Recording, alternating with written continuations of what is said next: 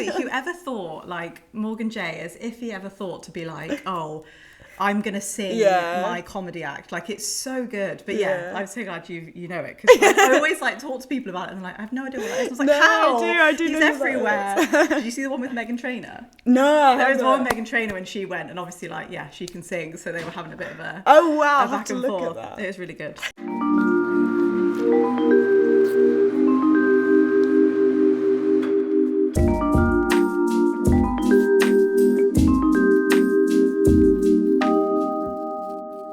Hi guys, and welcome back to the Actors Waiting Room podcast. And this week I am joined by Sophie Bloor, who is an actress and voiceover artist. So hello. Hello. So nice to have you on. Thank you so much for having me. No, it's fine. How are you doing? I'm good. It's a Saturday morning. Yeah. It's Pretty not raining. miserable. I know it looks miserable, but I'm just happy it's not raining. That's the that standard. is true. It has been raining like all week, hasn't it? It's been pretty miserable actually. Yeah. So yeah, just a little bit more sunlight, please.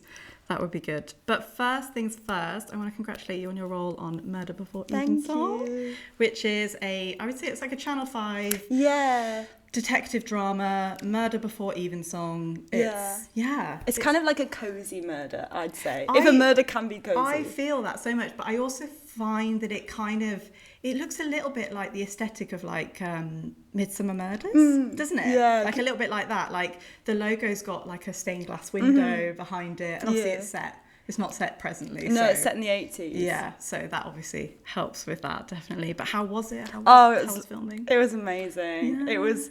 I think I've mentioned quite a lot to people that I speak to, but as an actor, it was my first big role. I've done some TV stuff before, but short. And so you leave drama school and you're like, I just want to get my teeth into something, or the idea of doing 5 episodes in a show.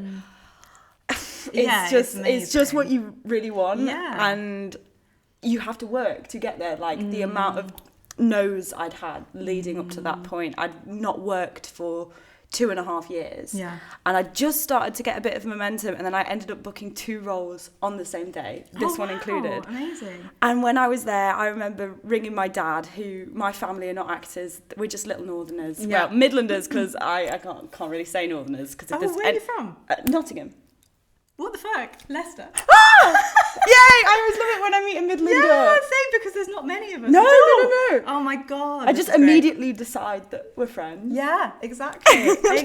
They have no consent in it. Oh my god. Yeah, no, okay, so I'm from Rutland originally. Oh my god. You know Rutland? Think I used to do gymnastics at like Rutland something. There's like a Rutland water around there. Rutland water. Yeah. Or maybe me and my parents used to go on like little walks around Rutland. Yeah. Exactly. I trained at Midlands Academy of Dance and Drama for a year before I came to London. Oh, wow. So, I've like heard of that. Yeah. That's so weird. Yeah. Wow. Midlanders have to stick together because honestly there's not many of us. There's not. And people get confused whether we're northern or southern. Yeah. So I have adopted from saying that I'm northern. Okay. But then occasionally you meet a person from Manchester or from Newcastle and they look at you with such disgust. Yeah, they do. And I'm like, I'm so sorry. I'm just trying to I say Bath, okay? I say Bath. I'm one of you, sort of. But so like to return back, my family are not actors, but my dad had sacrificed so much. Like he pushed his retirement back 5 years so I could go to drama school. And my mum didn't drive, so he would take me and my brother. My brother's a drummer, so every night of the week he'd be taking us. And my mum would do her stuff as well, like prepping all your lines, your scripts, and just my emotional support, honestly. Yeah, you need that. And so being on set and being able to text my dad, like, this was all worth it. Every time I've gone, I can't do this anymore. I can't, like, I feel rubbish. I'm never going to, I moved to London with £20 and every single moment was worth it. Yeah, and I think he would have been so pleased to just watch you on the TV. I think so. Or they're funny sometimes because I go, like, as an actor, you're used to like, okay, so this worked, this didn't work. And so my parents, I asked them, was it good? And they go, oh yeah, that was good. Yeah. And I'm like, anything else?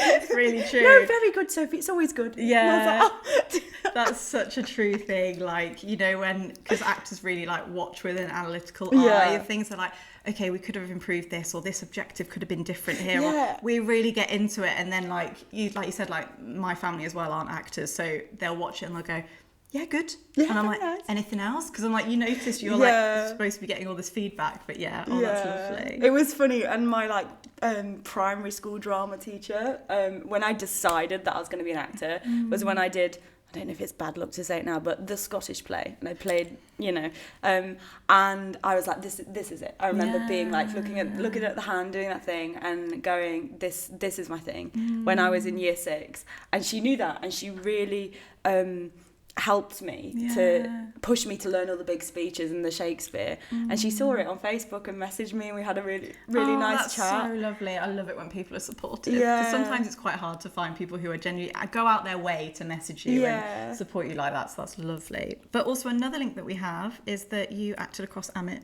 Shah, who was a guest on the podcast a little while ago, and is such a lovely guy. He's so nice. He plays my boss, and he's a great boss, and in many ways, boss on set, boss in fiction. He helped me so much with, like, I knew what I was doing on set. You know how to act, but you don't always know like little bits of lingo or just one thing though that made me laugh was he'd be like, was that good? And I was like, of course it's good. Like, haven't you got a BAFTA? And he was like, yeah, but I still, and so I was like, oh right, it doesn't get any better then, does it? And he was like, no. He is so down to earth. Like, so down to earth. Like, this podcast isn't not even that big, and like I reached out to him and was like, would you like to come on, thinking that he would probably be like, no, I've never heard of your podcast and anything. And he was so generous with his knowledge and like wanting to just share just an aspect of the industry, and the way that he speaks about everything. He's just so lovely. He really made me feel comfortable. Like, I remember going on the train for my first day, and he dropped me a little message, and we met in the hotel the night before, and he's always really eager to work on it before you even get to set, which is how, like, but he would never be like, I really want to do this, but it was good because we both worked as actors like that. And he's a lot about, I mean, he spoke about his process, and he was like, I like to be prepared, I like to know the lines inside and out, which to be honest, I like that as well. I have to be, and I think particularly for like you, if you're going onto a set that is like one of the bigger ones for you, you want to feel as prepared as possible, because nerves just get in no matter what, don't they? Definitely. And even when I was watching it back, and I was starting to edit my scenes for my showreel, I can tell the ones that are my first day to the ones after a month, when you get a bit more comfortable. And I'm like, oh, I can put a bit of pizzazz in that. Like, you just, but honestly, I was like, I'm really happy with what I did. I know that if I was to do it again, I'd have more confidence, and I'd take a few more risks and just be sure of my decisions. But for my I was like, I don't know if I can swear, but I was, you can swear. I was shitting myself on my first day. And I don't know, like, I'd just done a big stage show before, so you were used to the adrenaline. And I love adrenaline so much. Like, growing up, I did a lot of sports. So I am a person that, when it gets to that starting line, I'm like, come on, let's do it. But sometimes with TV, you have nowhere to put that, because you just have to be calm. That is very true. You're like a duck under the... That is so true. Like, on stage, you can really channel that. You can give it some oomph, whereas on set, it's got to be way more like naturalistic and subtle and things like that. So I think the major thing I learned, was if you think it, they can see it. Because the only scene, there's 2 scenes that I was like, Sophie, what are we doing there? Was one of them, I stand near a notice board and I don't have any lines. And you can tell I don't have any lines. And I'm thinking about the fact that I don't have any lines. I'm just stood there like, happy to be here. I'm doing a thinking phase. And then there's another one where we're in an interview and I don't realise that the shot was maybe on me, or I don't know, we must have done that shot a lot. And especially when you're like going back into the plot after maybe a few weeks out or filming other scenes. And I was like, okay, so who's this person again? And connecting. I'd obviously done the work, but just but you have to really reminding yourself in your head. You? And you can see in one scene, I don't blink because I don't have any lines. I am just sat there like while Amit's grilling one of the suspects. And I'm just like... And I was watching it in ADR and I was like, please blink, breathe. You could replace me with a cardboard cutout in that moment. And like, there's no difference. No, but it's so human for you to say that, because like, honestly, everyone's going to be so nervous on their first sort of big role. Like, and confidence is the biggest thing for an actor. Like, if you have confidence, there's not many things that you can't achieve in scenes and things like that, because it's all that. It's all going to be, you know, the confidence behind your choices and how you be on set. So well done you. There's a really cool Stanislavski thing that was like, if you're thinking about imagining the thing in front of you, if you're going, I have to imagine a knife there, I have to imagine it, your acting will be bad. If you just accept that there is a knife there and you react to it, your reactions become free and loose. And I was like, oh, that's me. Yeah, we do put a lot of like pressure on trying to convey what we're already seeing, don't we? We put like a lot of pressure on literally doing the thing, and actually like then it just doesn't come across as natural. Just accept it. Yeah, no, that's so true. Oh, well, congratulations. I'm very excited to finish it. We've started, I think I've started episode 3 now. Okay, so, yeah. Yeah, very, very excited to finish with that. But what you also do is voiceover work. Yeah, I do. And you do a lot of voiceover work. I was having a look at your website, which is stunning, by the way. Thank you. It's actually being redone, but... Oh, it's fantastic. If you ever want a good example of how to put together like a voiceover website, have a look at Sophie's. It took me so long, I'm not going to lie. Yeah, and you can see the amount of detail and work that's gone into that. Definitely, it's And also, I did not realise that you've worked for like 500 clients. Yeah, big and small. That's a lot of places where your voice has been. A lot of my friends often message me like, have I just been Sophied? Yeah. Like, and sometimes it is just someone that's just sounds a little bit like me. Or, but you do have that nice sort of like musicality timbre to your voice. Do you sing? My spotlight says I do. I can sing in tune, right? That's fine. I feel like that's actors most statement. I'm the same. Like I can carry a tune, I can harmonise, but don't paint me green, stick me on a broomstick, and I'm singing Defying Gravity. That's not happening. In my head, in the shower, I am. And like I had my agent a while back was like, "Can you sing?" And I went, "Yeah," because like I practice with my guitar, I do my little thing, fine. And then I get my flatmate to play some guitar, and I was like, I don't know if it's living in flat shares or living... I was lucky growing up that my house was detached and just in the countryside. My brother was a drummer, so I had no concept of noise. I would just be loud all the time. Fine. Sing at the top of my voice, fine. And then I hadn't done it for like a good few years. And then I started singing and I was like, I can't... What's happened? So suddenly I've been like, okay, I think I need some lessons before committing to that again. No, but like actor singing is singing, but it's very different to musical theatre world. Oh, yeah. Like very, very different. So, but it sounds to me like you can sing because you have such a great range. I mean, maybe. Let's not test it. Okay, that's fine. Anyway, what you have done voiceover for is like, I've seen that you've done Lidl, you've done Spotify, you've done stuff for Sky. Yeah, that was a lot of ADR work, I believe. Okay. Yeah. I did Landscapers, which there's a scene in it where Olivia Colman answers the phone and it's me on the other end. But it's all muffled, you can't really hear it. Yeah. ADR's great for actors. You can just, it's sort of like being a voiceover extra in a lot of ways. Yeah, explain what that is. So ADR can be two things. It can be redubbing yourself. I had to do ADR for Murder Before Evensong, but it can also be crowd ADR, where you go in and there's a big group of you, and I pretty much do all of the northern dramas to some extent. So you go in, and what they are doing is, if this was in a cafe, me and you, and we were the lead cast, our conversation would be in focus, but there'll be people on the peripheries having like conversations, something, or, which supporting artists have done, and for some reason that escapes me, they get actors to come in and redub them, so it's sharper, I believe, but actually in the right accent. So the detail is insane. Wow. So if it's set in Birmingham and the supporting artist, isn't from Birmingham, they will redo it with like me doing a Birmingham accent. That's crazy. I didn't know that. Yeah. So I'll do a lot of that for all sorts of shows, and it's great. It's great fun. You get to go in this big, massive room, and quite a lot of your scenes are like club scenes or shouting scenes, or you have funny little... And you just improv it. Yeah, they just hit improv. record and you just improv. That's so cool. It's fun. And is it like, that's obviously like a very good little regular earner, I suppose, yeah, for definitely. actor/voiceover artist. Yeah, definitely. and you get to go to one of like the nice main studios in London. You meet the really cool people, and that's actually how I have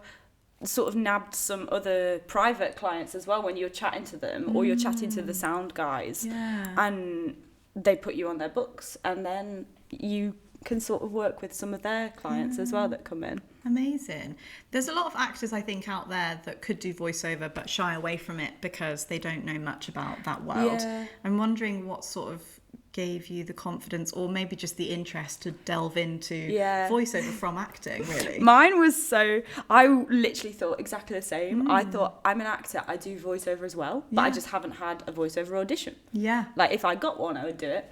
And there's kind of two things that happened. Three. One was lockdown, which shifted a lot of people's lives. Yeah, it did, yeah. So at the time, I don't believe I was signed with an agent, or I was sort of trying to... I left drama school without an agent, so I was sort of trying to put my career back on its legs. But I was on Mandy, and all the... which is like a casting pay-to-play site. And all the roles changed from acting to voiceover. And honestly, what happened was I had this USB microphone that I'd bought for my camera for self-tapes. Yeah. Realised it does not fit in my camera, and it has been sat in my wardrobe for ages. So I had nothing else to do. I was bored, like everyone was, and I auditioned for a role. Literally like this. Yeah. No soundproofing. Nothing. Just on my bed, spoke into my microphone, sent it off. And I was like, yeah, that sounds good, that does. Yeah. And I booked it somehow. And I was like, wow. Yeah. I got like £300, which was probably quite low rates thinking about it now, but I was like, wow, this is great. Yeah, it's true actually. COVID did do a lot of that actually. Yeah. Like my partner also works in voiceover, and like we did a similar thing of being like, and agents were contacting their clients being like, if you have a voiceover setup, use it, because at the moment we can't do anything, so everything has to be recorded obviously via you at home in your bubble and whatever. So and I think that was like a real blessing in disguise, because it was really unusual for one, as a voiceover artist or actor, to book the first thing that you audition for. Yeah. So it gave me this, like, you know, Mario Kart where you get that little boost. I was like, yes, wow, okay. And then slowly that ran out, and I was auditioning and not getting anything. And again, with the blessing of time on my hands, I was like, right, why am I not booking it? Maybe it's the quality of my audio. And so then I slowly learned, okay, let's put my microphone in my wardrobe, learn how to edit on Audacity at first, and then it started creeping up, and then I started to find I really enjoyed it. It gave me, because at the time I really was not feeling confident in acting, so it gave me a way to act from my wardrobe. And my mum once came out with when I was younger and I was upset, I used to sit in my wardrobe because I didn't want to talk to anyone, and she was like, isn't it funny that you now do that as a job? And I was like, it's the best place to be. That's so, like, you used to lock yourself in the wardrobe when you didn't want to talk to anyone, and now you lock yourself in the wardrobe to talk to yourself and get paid for it. It's so funny, Mum. That was like, ha ha ha ha. So good. But yeah, I mean, I do think lots of people did it really that way, and that's how they would do it. But we can also talk about the fact that, like, how people audition for voiceover as well, which is quite unusual, because you usually get sent a brief and then you record it. Like, some people, like, I've recorded it on my phone before as like a little voice note, sent it back, and then usually that's kind of like how you're casted, and you're either recording from home, or you get sent to a studio in London or wherever you're close to, and then that's how you record, isn't it, really? Is that mostly how you've done it? Pretty much. It does vary, like, it varies on the client, to be fair. Sometimes I will send it on my phone strategically to be safe, because I know that they can't use it. And I also know that I don't have to put a watermark or anything. I always thought about that, actually. Because some people do their voice tests using their equipment. And actually then it sounds like pretty bloody good, doesn't it? So then you're like, oh, okay, what if they just use that? Like, I like to, or I try to operate with just the baseline of trust. And if anyone wants to break that trust, then I decide not to work with them again. It is difficult, but I try to have more of a positive outlook on it. However, now I have more of a sense. If it's through my agent, I will probably try and record it on my mic, just because I you can, it, right? I have it there, and it doesn't take me any longer. And I believe that my agent will protect it. That's fine. Yeah, exactly. If it's someone, when I was sort of non-exclusively repped by an agent, and it was a client that came directly to me, I just go off my gut sense, to be fair. I think that's fair, And sometimes it would depend. I think I even remember one day whilst filming at Murder Before Evensong, between a take, I just sent off an audition, which is great. And I think voiceover provided me with a lifestyle as well that really lent itself to acting. Yeah, and it's like you said, like it doesn't always have to be the big commercial jobs that you get in voiceover. Like you say, you could do ADR, there's like e-learning, there's corporate, like, and they can be good steady earners for actors as well. Definitely. Like, you know, particularly if you don't want to do the bar work or do the other work, because I don't think anyone really enjoys waitressing and doing stuff like that. So yeah, I think it's a great little learner. Is there anything that, when you did your first sort of big job voiceovering in a booth, like in a studio in like London probably, was there anything that you wish you knew beforehand going into that? Or was it just like, here we go? You know what? I'm trying to think. Warm up, definitely. Yeah. Especially with audiobooks, because I discovered it less in a booth, but now most commonly I will go to the booths to do the audiobooks. Yeah. And that's probably honestly what I discovered. Please let someone else edit it for you. Don't try and edit it yourself. Okay. And please never Google half the audiobooks that I've narrated, because I edited them myself very quickly, and like it's your first read. Okay. They were not paying me enough. It was my first read. Yeah. And so but now make sure your rates are right with that. That's true, because some people can ask you to edit it as well as voice it, and I think I got like £1,000 for 8 months of work. Oh wow, that's too much work. But you do learn this, like, because you go on other sites and you're trying to find your own work. You don't necessarily know what you can charge for things like that, so it is a bit of a learning curve, isn't it? You know what I think I'd say as well, just in general, not just voiceover, allow yourself to make a mistake. I know it sounds so cringy, but I recently have read the sentence that just has stuck with me of, is it that you can't do it, or is it that you won't do it unless it's perfect? And that is me down to a T. I'm such a perfectionist. The amount of times I have to remind myself, I'm allowed to get this wrong. This doesn't have to be finished. No. The worst that will happen with the voiceover job, if you stumble, and it's quite common, I think, as well, when you start stumbling to then stumble so much. You get nervous. It takes an editor like 2 seconds to just go boop, get rid. Like, I know, as an editor, sometimes myself, I'm like, can you not read, please? But as a voiceover artist, let them. That was the worst that they'll do. Is that sentence. Let them control their vicinity, and you can like let them have yours. A try. Because when I try as both an editor and a voiceover, like I see them both sides. Yeah, your mouth gets tired if you're reading for more than. I remember going home and recording an audiobook over Christmas. And I was trying to navigate it around my flatmates at the time, because I'd just moved to London. I was moving from one house to a new house, which had 7 people in it. Oh, God. And I was like, I really don't want to move in and then just be that girl that's like, can we all be quiet? Because by quiet, it isn't quiet, it's silence. Because I don't have... you can't even have a shuffle, like nothing. And if I'm already editing like an audiobook with all of my mistakes in, it was that £1,000 job. I don't want to edit out their toilet flushes or their bangs. But you can't ask that from a person. That's very true. So I went home at Christmas and I blitzed the whole book, recording for like 4 or 5 hours a day. Oh, that's a lot. And by 2 hours, my lips, I was like, can I speak? They're so numb. I can't read. So expect that. And just, I don't know, a good technique that I'll do is read it once to get it out your mouth. Read it a second time to correct anything that internally you're like, that was gross. And read it a third time as a fucking read. Yeah.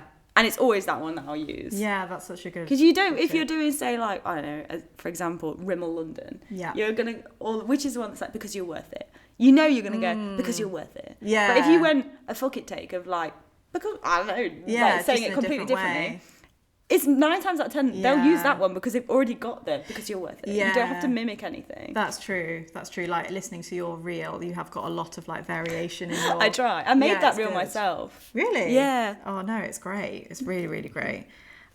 What is one thing or a couple of things that you always take with you when you go to a recording studio? Water and an apple. An apple? Yeah. I don't know. I just like an apple. I think the acidity of it sometimes helps with your mouth clicks. If like, this is going to be really nice for the editors, but like mouth clicks are like, Those noises. Yeah. And sometimes I wouldn't take it with me, but sometimes I'll even dry my tongue if I'm like, if it's really clicky. Just water, my headphones as well. Yeah. Just because I honestly don't overthink voiceover jobs. The amount of times I tell people, I'm like, just chat, just go and just chat. Don't deep it. Yeah. It's with an audiobook, you're probably going to prep more at longer pieces of text. Yes, because you're speaking for longer. But those commercial slots, give it a little read, bit of pizzazz. There you go. Just be passionate, happy about the product. I don't deep it. Yeah. No, but I think it's good to have that, like that, what's the word, like flexibility, because someone in the booth will probably ask you for something different. At one point, they'll go, we don't want it like that, we want it like this. So I think, be prepared to go in knowing that it's going to be playful and all of those things maybe. And as well, I think for clients that are, sometimes when you're working directly, you'll often be working with a director who isn't a director. It's someone who's like wrote the copy of the script or works on the corporate side of this company that has been asked to finish this job from start to finish. So quite often you'll be working with non-directors, and you'll get like, can you have more enthusiasm? And so you'll give that, and they'll go, oh no, less enthusiasm. And I think what I've learned is going, don't be afraid to go, can you tell me exactly what you mean? Or this is terrible direction and I would hate it as an actor. But sometimes when you get clients like that, I'll go, say the sentence how you want it said. Badly, you don't have to act it. And what you'll then sometimes find is they're trying to tell you to stress one word, but they don't know how to say that, or it's like a slightly different thing that they can't find the word for. And when they show me, I'm like, or getting them to send me a sample of another voiceover that they like, or a clip from my reel that they've gone, this is the one that made me book you. And then I know what kind of voice that they want.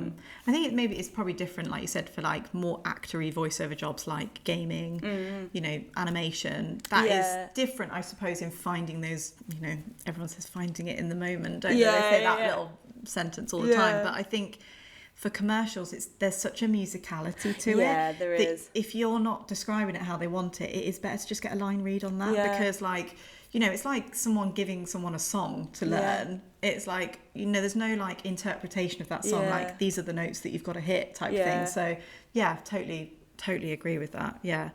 What do you do when you're not given the script beforehand? Do you panic? Do you go, is there a process that you do now? Or do you pretty much always get given the script beforehand? You can, not always. Yeah. Sometimes you'll get given it on the day because they're changing it right up to the last minute. Yeah, exactly. As cliche as it is, and I think the more jobs you do, I do get to the point where I've had to say to clients so many times, I'm like, well, I've literally just got this script, so you give me a minute, I'll have a look. And I think once you can, if you're not scared of beating yourself up, and you're not scared of the client, then it doesn't. The worst that will happen is they just don't employ you again. No one's going to blacklist you. And realistically, if they have given you the script the night before, you can, if it's a short script, you can read that. That's all right. Quick go. Yeah. Not ideal, but voiceover is very fast paced. If they give it you on the day and then they're annoyed that you are just taking a minute, you gave it me on the day. Yeah. Or even like you can give it me a couple of hours before. It doesn't take me long to like read it on the train. Yeah. But if you give it me literally in the booth, give me a sec. I think it is having that sort of ownership over you as a booked artist to come in for that day and being like, well, if you do give it me on the day, I can't do as good a job as if you'd given me it even last night. Like even just having 24 hours with it is better than nothing, isn't it? I think it does depend how long the script is, but the real key, and I think it's really annoying, but it just does come with doing it more. Definitely when I started, I remember reading long pieces of text like, I really can't make a mistake, or really trying to get the advert to sound nice. Whether now, like I've been doing this like 7 years, so I just come and chat. And that kind of relaxation, and it is kind of my casting as well. My casting is very like chatty. So maybe it would be different if you had like a more polished thing that you were trying to sell, but the main product that I will sell with my voice is I'm someone that will just chat and you can relate to. Exactly. So I don't know if that lends it to it, but if you find your sweet spot, I think just staying relaxed, however you need that to be as an actor, is just key for pretty much every circumstance that you can possibly think about. In just the more your body starts to go tense. Yeah. And don't be afraid as well to take a minute. Go to the toilet, have a drink. If you can find, sometimes I'll find myself going, just take a minute, get some fresh air, come back. Yeah. No one's gonna cry. Yeah, that's such a good tip. I think because people just are afraid to do that. They're afraid to sort of, well, probably because you're an actor first, and there's all these like different rules within the acting world, and there's different rules within the voiceover world, and so therefore you sometimes very easily translate them across. And actually, like sometimes, like with auditions, there is lots of time pressures, and you do kind of have to be in and out very quickly. So you kind of take that into your voiceover work when actually probably not as needed there. Do you know what I mean? So, and I would even go as far as in an audition, if they're not going to hire me because I take a minute to go. I remember someone at drama school going, you can actually, if you don't like it, just go, I wasn't feeling that, can we go again? Yeah. Which is a weird thing to say, because I feel like the amount of in-person auditions is so much less now. It's less now, And but even then, by the time you are called in person, they're interested in you. Yes. That you've probably done 2-3 rounds self-tape. Yeah. They're on board. You're not trying to win them over. Yeah. They're interested in seeing you. And so just remember, it's really like cringy, but you have value. Yeah. You don't have to be thankful for work. And I know you are obviously thankful for work, but they're gaining something from you. Yeah, they also need you. Yeah, exactly. Yeah. So it's like a piece in the puzzle, definitely. You also have your own voice reel company. Yeah, I do. As well, which is awesome. What would you say is some of the key things that maybe a beginner emerging artist going into voiceover would need on their voice reel? So it really does depend. Like commercials is probably your biggest paying. Yes. And that's usually, myself included, when I got a voice reel done, where people first start is you want your commercials. It's a real difficult conversation, I believe, because it goes back to the kind of the truth that this industry is not accessible for people without money. And as someone who makes voice reels, I know how long that they take. And even if I'm charging like my base amount an hour, or even if I was to charge minimum wage an hour, your voice reel would still be a good chunk for the amount of time it takes to record it, to prep your scripts, to edit it, to send it to them, to do any tweaks. So that's why you're in your hundreds for a normal reel. And then realistically, if you're looking at it, you need a commercial, kind of corporate and e-learning, you could combine them. Yeah. Gaming, and then you really ideally need a separate animation one, because gaming and animation are two different things. Yeah. And then audiobooks. Yeah. Like it can really mount up, but if you were to ask me what I did was I had a commercial, a documentary, and which now I don't think I'd even use the documentary. No, when I was at drama school, we did the documentary thing. But actually, like, I don't know if it's necessary in mix with the commercial one now. I'm not sure. I don't think I'd ever. I did like a ambulance advert and like one for Channel 4, like those kind of vibes.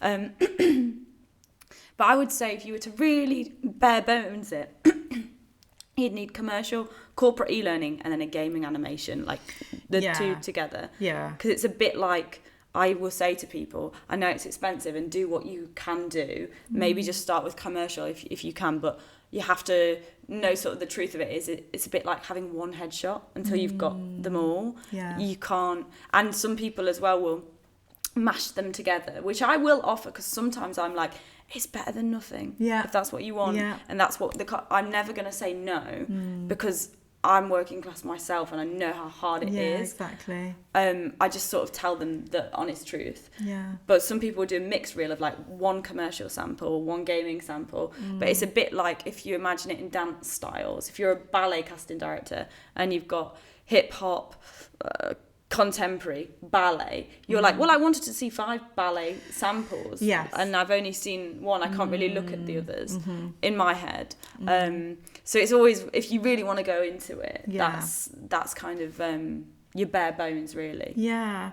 Is there anything that when you work with clients, I suppose, that come to you, or should I say actors that come to you wanting voice reels, is there any like I don't like saying mistakes, but is there any common things that people struggle with when choosing material or recording with you or not? Sometimes a little bit. You can get into the little stumble hole. I don't know if I've found this magical way. Maybe it's me blowing my own horn, but when I first started, you would definitely see people get nervous, or they'd listen to the takes back and it would sound a bit forced, or I could tell that they weren't happy. And again, growing up in a very musical household, music, I don't know, before I even self-tape, I have a few songs that I'll play, and then if I'm in my head, I will put a song on that feels like the scene and then take the song off and do the scene. And so I started doing that with voice reels because I remembered very vividly when I was editing and learning mine, I put some music to it, and this was maybe in like year 1, and not of school, of voiceover. Could you imagine? Just clarify. A 7-year-old on Audacity. And I was like, I'd done a really basic edit on Audacity and put some music to it, and my brain went, oh, this sounds like an advert. It probably didn't, like it was all over the place. But, and every time I do that with someone, I see them, and letting them pick the music that they like. You see them go, no. And all of a sudden their eyes just light up. And then they get into this rhythm and they do it, and they all the notes that I would say, like pop that brand at the end, your slogan, make it, they just do it like with a few tweaks, and it's really rewarding to see people go, oh yeah, this is sounds like an advert, and I'm like, true. It does. And that's kind of like my little technique. And for a good year, I don't, touch wood, my God, I don't think I've had like a session that's been a nightmare. The worst is that you can't quite find the music for a while. And I don't think I've ever had a nightmare session. Just I'm making them feel relaxed. Sometimes I'll show them, this is how long it takes me to edit your mistake. That's a good one. And I will play it back to them, so they start to go ooh or not, and then I'll go, shall we? Just because, and sort of experimenting. Some people like the headphones on, some people like it off. I will change depending on what I'm doing. But that's kind of like my main process with it. That's a great tip, actually, because obviously, I use music for characters and scenes. But why would you not use that for voiceover? I love it. It really gets me. It kind of makes me wish that I could dance. Well, who knows? She could be dancing behind the mic. Absolutely. It's fine. Absolutely. So some of this work that you have gotten has either been from your agent or yourself. How would you... The networking thing is just like the bane of everyone's life, and I say this all the time. But how do you find your own work as a voiceover artist? How have you done that? I just knock on people, not literally, but I knock on people's email door all the time. I just email them. I just always have an ear and an eye out for anything that I like. I read a book once, and it was a real tiny book, but I loved it. And there was no audiobook. So I found the author on Instagram and was like, I'm not going to lie, I loved your book so much. And she was only a tiny publisher. And can I narrate it? That's such a good tip. And she was like, yeah. And that was that. And doing a good job as well. I think if you undersell, over deliver. So I will always say, I'll get this to you like 48 hours and then deliver within 7. And deliver them 3 takes of the thing, which takes me no longer, actually less, because I don't have to cut it down.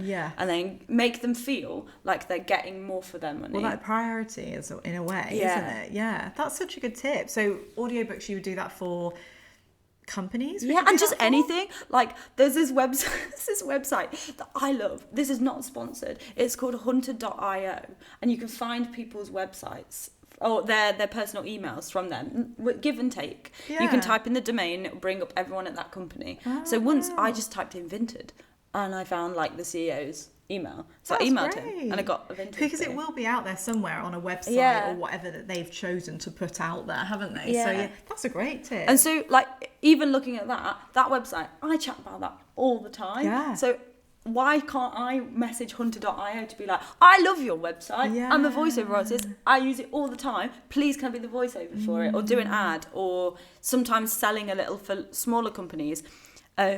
A skit of, I rang you up. I was looking for some new windows, and I noticed your voicemail's a little bit out of date. Well, I'm a voiceover artist, and I'm more than happy to update them for you for like small fee. Yeah. And then I can't remember the name of it, but it's like if they buy into your company small, it's like a low cost investment. They're more likely to buy into it again if they have so. I would do that voicemail, show my whole process, and be over accommodating, make them feel great. They come up with that, and then I'll pop them on my client list, and then every so often send them a little update, or sometimes they go straight away and they go, "We loved your voicemails. Can we have some adverts, please?" And that takes a tiny fee into your main fee. A nice wage. That's so good. I think some people. It's like I was actually having this conversation with Jay the other night, and I was like, I had a conversation with my agent, and he was like, always start small, Grace. Like, just start small. Like, when you're networking, go to the people that you can immediately work with straight away now. Be honest with yourself. Where is your career at now? Go to the people that are pretty much on your doorstep.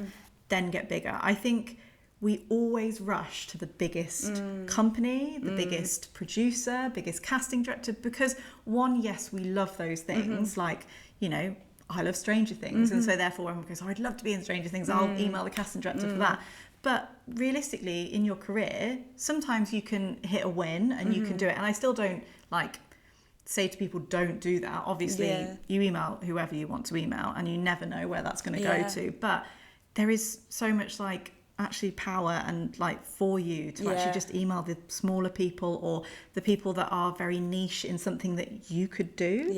You know, like that's such a crucial point, really. I think as well, it's like it's less about where people are in their career and more about how much they align with you. That's so true. And even if they're like massive and your mindsets or the way you speak or hit something with them, you can sometimes get in.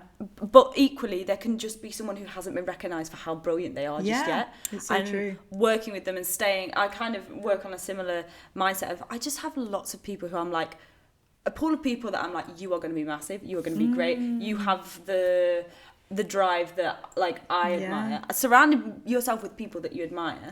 And then also kind of doing a reach of maybe someone 5 years ahead of you, and flattering them a bit, like, you are where I want to be in 5 years. Can I pick your brains? Whenever I get stuck, I just message people and I'm like, what are you doing? How are you doing that? Don't be ashamed but to like do that. The worst they can do is say no. What are you gonna lose? They ignore you? Okay, well they'll ignore you if you don't message them. Exactly. You've got a better chance with actually messaging them straight away. There is like a strategy in, you don't ultimately want to waste your time. So I think there's always like a mental scale of how useful is this, how much will it waste. But even sometimes, honestly, I'll message massive casting directors, even if I know they won't reply, just so they know that my name's gone through their brain. It's on the radar. Like, and they go, who is this Sophie Bloor that keeps coming up? And then maybe on the fifth one, they might go, let's open it. And then they watch one of my tapes, and then they forget about me again for a couple of years. But then by the time it's like 3 years, and maybe I've clocked up some credits, they'll go, she kept pestering me. And then it will work. It's true. That is so true about like, obviously we don't bombard people with emails every single week or every single day. Nobody does that. It's so annoying. I once did to an agent. Really? My computer just stalled and I sent them the same email like 16 times. Oh no. And it was a huge agent. And they did actually, this was years and years ago. They did actually reply at the time and was like, I'm really happy, like thank you for the persistence. And I think I was going back to find something in my email a few months ago, and I looked and it was like baby me with like tiny headshots that I'd taken on my phone. And I was just going for like Judi Dench's agent, but like, they will take me. Why not? They might. I emailed 16 times. But no, you do have to be persistent. But yeah, maybe not overly so, maybe not 16 Yeah, no, times. but I think I did reply in the end, like, I'm sorry, my computer broke. And it genuinely did. But it would be a great tactic. But yeah, you do have to remind people who you are, though. You do. Yeah, exactly. There is a, Sorry, stalled again. Yeah. Yeah. Just use Sophie's technique of just being like, I'm so sorry, my laptop's just, just done it. Saying that, though, I do a tactical reply. Oh, okay. If someone is like going, oh, I will do this, or they're already giving me slow replies, and they're like, oh, I'll get back to this on Monday, I will then ignore them till Monday and then thank them for that on Monday. So I don't have to reply. Yeah. So I'll remind them. Yeah.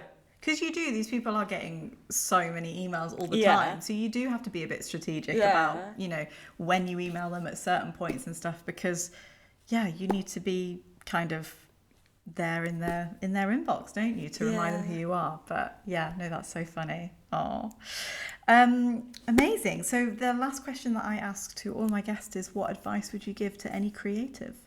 That you have absolutely everything that you need inside of you. That's so cringy. But, oh my god, I love it. Like, though. you do. You can. So have you heard of the artist's way? Yes, right. Love it. And there's a line in that. So for context, the artist's way is this spiritual healing for blocked creatives, and it's a 12-week program. Lots of famous artists have done it. It's one of the most fantastic books I've ever read. I really enjoyed it, and I have got to week 12 and I'm just going to keep going round because it's so... I only got to week 8 and then I dropped out. So honestly, I dropped out at week 8 for a bit and then I came back to it. So like, it's tough. It's quite intense. It is good. And like finding the time to take yourself on an artist date is every week. Tough. Yeah. But when you do it, you feel amazing. Yeah, you do. That's true. And one of the things that I think the lady's called Julia, and she talks about, she was like, look at a tree. Look at how many leaves there are on that tree. Do you think evolution, God, however that tree came to be there, do you think that process is small? Do you think all of those leaves are for a purpose? Or do you think it is actually because nature is just spitting off? Like, it's just going, why not? I can create 40,000 leaves on a single tree because I can. So when you're going, I can't possibly earn, I don't know, more than 50,000 a year as an actor, look at a tree. Yeah. Nature is massive. And I also heard the sentence from, I don't have Spotify Premium. And so I was getting ready and this random podcast came on, but at like times 2 speed. So the way I was hearing this, because I listen to things very quickly, and the way I was hearing this was random, but I was kind of intrigued by it. And one of the lines in it was that, or maybe it was like, as a person who has the potential to give life, which is potentially me as far as I'm concerned. If I can grow a child, I can create my career. Come on, I can give life to someone.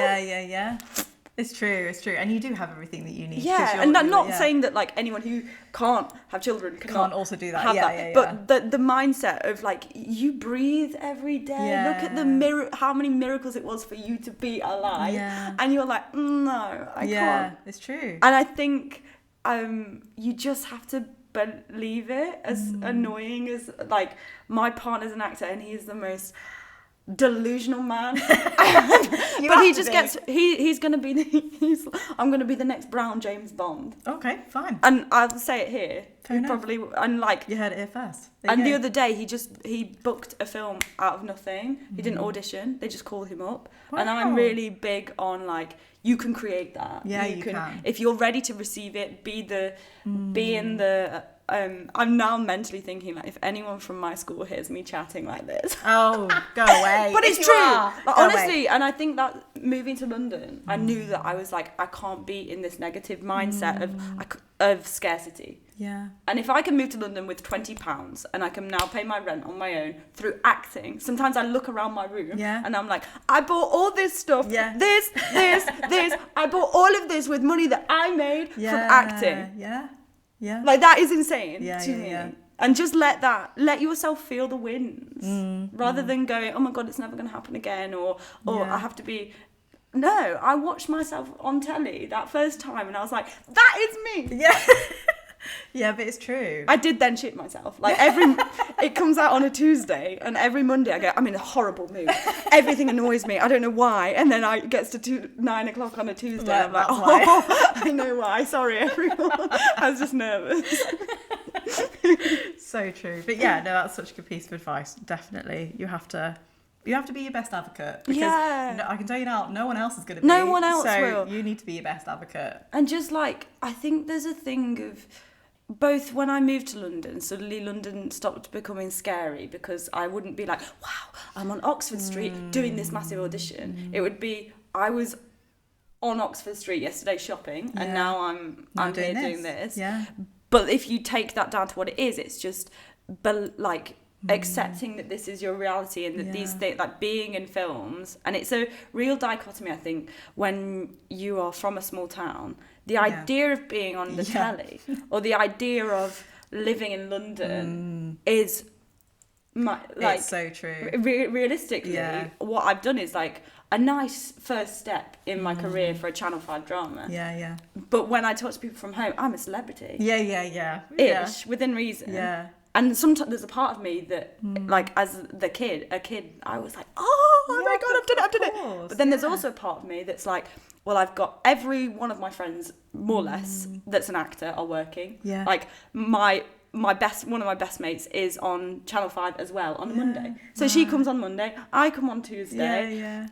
Another one of my friends has got BAFTA. Yeah. Like, that's normal. Yeah, in your vicinity at the moment. Or like, I can't turn on the telly without being like, oh, there's another person there. Yeah. God, I just want to switch off. Yeah. And then the adverts come on and I'm like, why didn't I get an audition for that? Yeah. For Voiceover?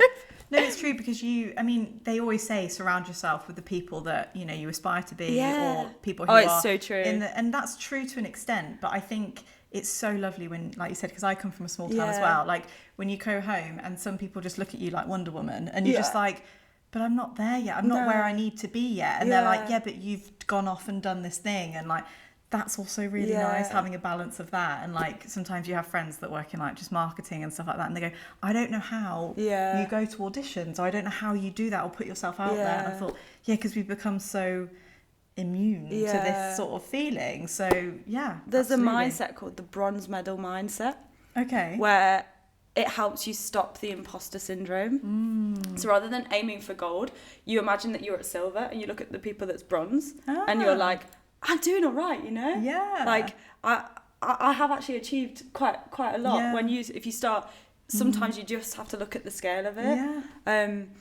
And I think my lasting piece of advice is just like, accept everything is a contradiction all the time, every day. I can sit here and go, I'm so happy, confident, amazing. I'm ready for this. Like, everything's going really well. I can tell you, like, within this week, I've probably cried at least twice.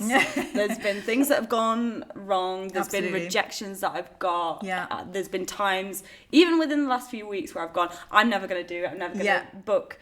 But then you can also feel like this as well. Yeah. And you can go to drama school and work. You can go to drama school and not work. You can not go to drama school and work, not go to drama school and not work. There's no, I think that's hard but wonderful. There's no set way. No. You just, and confidence is an action, not a feeling. Just do it.